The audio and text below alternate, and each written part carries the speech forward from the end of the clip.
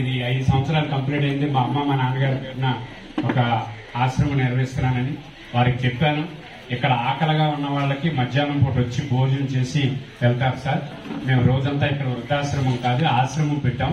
అలాగే 10th class చదువుకున్న పిల్లలకి ఇక్కడ శిక్షణా తరగతులు నిర్వహిస్తాం. 10th పాస్ అయిన తర్వాత జామ్య మండలంలో 6 పాస్ అవుతారో ఆ పాస్ అయినటువంటి పిల్లలు ఇలాగ అనేకమైనటువంటి సేవా కార్యక్రమాలు. అందుకని నేను ఆశ్రమం అని పెట్టుకున్నాను, వృద్ధాశ్రమం అని నేను అనను, ఆశ్రమం అని పెట్టుకున్నాను. ఎవరికి ఎప్పుడు ఏ రకమైనటువంటి ప్రయోజనం ఇవ్వాలన్నా కేర్ ఆఫ్ అడ్రస్ గా ఆశ్రమం ఉండాలనే ఉద్దేశంతో ఇది నిర్వహించడం జరిగింది. చాలా మంది దాతలు పెద్ద ఎత్తున రావటం, భోజనం పెట్టడం చేస్తున్నారు. మరి కలెక్టర్ గారికి తెలుసు, షుగర్ ఫ్యాక్టరీ వెనక ఇది పెడతారా అంటే ఆయన చాలా సరదాపడ్డారు. మంచి కార్యక్రమం చేస్తున్నారు బాబు గారు, తప్పనిసరిగా వస్తారని. నాకు అయితే డౌట్, ఎందుకంటే ఉన్నదే ఒక ఆయనకు ఆదివారం కూడుకున్నటువంటిది. వాళ్ళు కావచ్చు, లేదంటే పెదరాడి అంటే మేము మా డాక్టర్ కాబట్టి రౌడీ డాక్టర్ అని పిలుచుకుంటాము. మా భార్గవి అందరూ కూడా ఇక్కడ ఎంతో కష్టంతో ఇంత చిన్న లోపం కూడా తెలియకుండా వీళ్ళందరికీ భోజనాన్ని అందిస్తూ ఉన్నారు. ఇక్కడ వారికి తోడుగా మా భాస్కర్ ఆకలి గురించి ఎంతో మంది మేము స్టేషన్ దగ్గర బయట ఫుట్పాత్ మీద చూస్తూ ఉంటాం. వాళ్ళందరికీ కూడా ఆకలితో కొన్ని సమయాలు వచ్చాము. అన్నంటే అందుకాదు, అది మహావృక్షం. ఆ వృక్షం కింద మేము అందరం ఉన్నాం, ఇంతవరకు ఉంటాం కూడా. ఆ నమ్మకం ఉంది. ఆ వృక్షం మూలంగా మేము ఎక్కడికైనా చేరగలుగుతున్నాము, ఏమైనా చేయగలుగుతున్నాము. అందరికీ కూడా అలాగే చార్జ్ చేస్తున్నారు. ఇంత అవకాశం ఇచ్చినందుకు అందరికీ ధన్యవాదాలండి. నా యొక్క శిరస్సు వంచి నమస్కరించుకుంటున్నాను. అన్నయ్య బాటలో నడవటం, అన్నయ్య మాకు నిజంగా ఆదర్శం. ఆయన చేస్తున్నటువంటి కార్యక్రమాలు కానివ్వండి, ఏదైనా ఆయనకి ఎప్పుడు కూడా మేము వెన్నంటి తోడు ఉంటాము. ఇటువంటి జరుగుతుందంటే కొన్ని కార్యక్రమాలు కొంచెం ముందుకుండి చేయడం జరిగేది. ఆ నేపథ్యంలో తర్వాత సబ్సిక్వెంట్ గా నేను మిగిలిన జిల్లాలకి వెళ్ళినప్పుడు 5 years బ్యాక్ 2020 ఆ రేంజ్లో ఇలాగ ఆశ్రమం ఒకటి పెడుతున్నామండి అని చెప్పడం జరిగింది. రమ్మని చెప్పారు కానీ ఇంతవరకు రావడం అయితే అవ్వలేదు. బట్ ఆయన దీంట్లో ప్రతిరోజు ఏ కార్యక్రమాలు జరుగుతున్నాయి అన్నదాన్ని ఫాలో అవడం జరుగుతూ ఉంది. నాకు తెలిసి నేను కూడా ఒక 4-5 సార్లు 3-4 సార్లు ఈ కార్యక్రమంలో పరోక్షంగా కూడా పార్టిసిపేట్ చేయడం జరిగింది. అది మానవత్వం ఉన్న మనుషులు మాత్రమే చేయగలుగుతారు. రోజు చూస్తాం, సోమవారం ప్రత్యేకంగా చూస్తాం, ఎంతమంది తల్లిదండ్రులు వృద్ధాప్యంలో ఉన్న వాళ్ళు, లేకపోతే వికలాంగులు, లేదంటే అనాథలు ఎంతమంది మా దగ్గరకు వస్తూ ఉంటారు. గ్రీవెన్స్కి కానీ లేదా మా ఆఫీస్కి కానీ తల్లిదండ్రులు చూడట్లేదని, పట్టించుకోవట్లేదని, చాలా ఇబ్బందులు ఉన్నామని చాలా రకాలుగా చూస్తూ ఉంటాం మేము. అటువంటి వారికి ఒక ఆశ్రమం అది చిన్నదవ్వచ్చు, పెద్దదవ్వచ్చు, ఎంత స్థాయి అనేది తర్వాత అంశం. అసలు అటువంటి ఆలోచన రావడం అనేది అది మానవత్వానికి ఒక గుర్తింపు. అది అటువంటి వ్యక్తులు చేస్తున్న ఈ కార్యక్రమానికి నేను రావడం, నన్ను ఆహ్వానించడం నిజంగా వారందరికీ ధన్యవాదాలు తెలియజేస్తున్నాను. ఇప్పుడు పాత్ర ఎక్కువ ఉంటుందని నేను నమ్ముతున్నాను. ఎందుకంటే ఆయన మనకు దొరకడం పోరాట యోధుడు, ఎప్పుడు ఎక్కడోసారి పోరాటాలు చేస్తూ ఉంటాడు, మనకు దొరకడు. ఇంకా గత 15 సంవత్సరాలుగా నేను బాబ్జీ గారిని చూస్తున్నాను. గత 15 సంవత్సరాలుగా బాబ్జీ గారిని నేను చూస్తున్నాను. ఏ రోజు ఆయన సొంత పని మీద ఎప్పుడు మా దగ్గరికి రాలా, అది ఖచ్చితంగా చెప్పగలను. సార్ నా పర్సనల్ అండి, లేదా కుటుంబ సభ్యులదండి, లేదా బంధువులదండి అని చెప్పి ఏ రోజు మా దగ్గరికి రాలా. ప్రజల కోసమే, అది పేదవాళ్ళ కోసం వస్తారు. అది కూడా మన ప్రజల్లో కూడా మళ్ళీ మా బలిసిన వాళ్ళ కోసం రాడు, పేదవాళ్ళ కోసమే.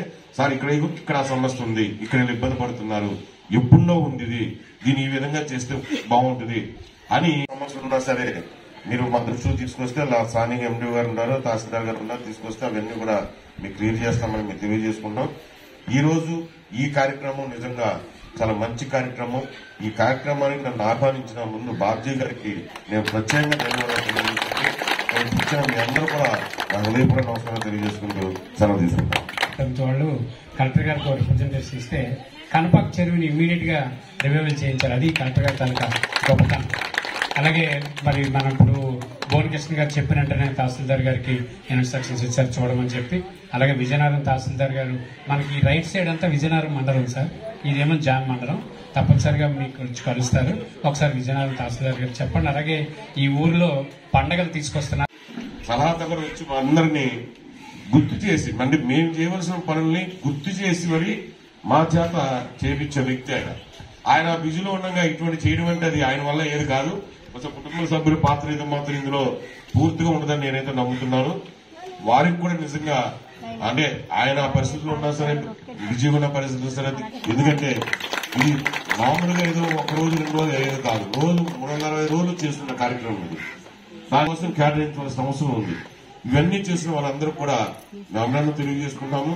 దీనికి ఈ కార్యక్రమంలో ముందు అవి కూడా మేము అందించడానికి ప్రోత్సహించడానికి డిస్ట్రిక్ట్ అడ్మిషన్ తరఫున నేను వ్యక్తిగతంగా రావడం మేము సిద్ధంగా ఉన్నామని కూడా మీ అందరూ తెలియజేసుకుంటూ, అలాగే కొన్ని సర్పంచ్ గారు ఏదో కొన్ని సమస్యలు చెప్పారు. తహసీల్దార్ గారు ఇక్కడే ఉన్నారు. తర్వాత ఒకసారి మీరు పరిశీలించండి. ఒకసారి కూర్చొని గ్రామంలో గ్రామసభ కండక్ట్ చేయండి. ఒకసారి పంచనామా కండక్ట్ చేసి ఏ సమస్యలు ఒకసారి మీరు చూసుకుని వాటిని పరిశీలించే విధంగా మీ తహసీల్దార్ పోటీ అది ఇబ్బంది ఏం కాదు. అది అవన్నీ చిన్న చిన్న విషయాలు. అవి ఒకసారి ఒక అరగంట గంట కూర్చుంటే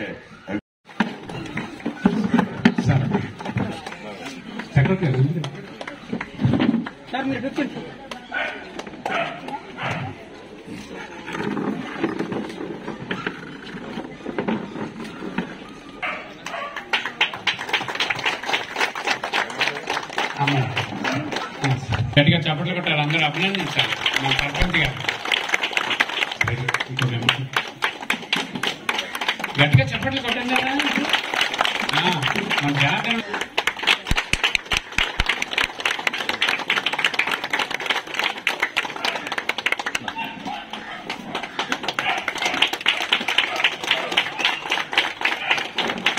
సరే అచ్చరాజ్ అక్కడ షార్లో తీసుకుంది.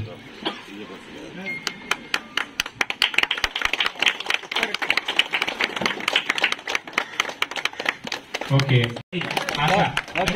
సార్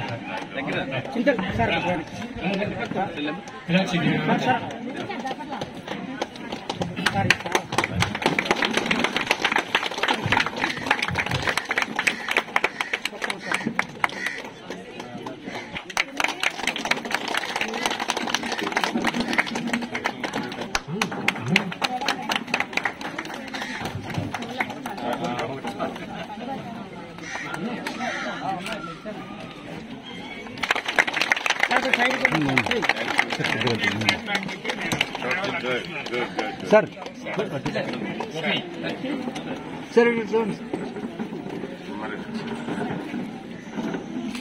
ప్రచ్చయామాదధాతి సంతతం వృచాం పశుకృత్యం సంధత్తం సంధీయతే ప్రదయా పశుభిరిత్య ఏవం వేద సంతత శ్రీరస్తు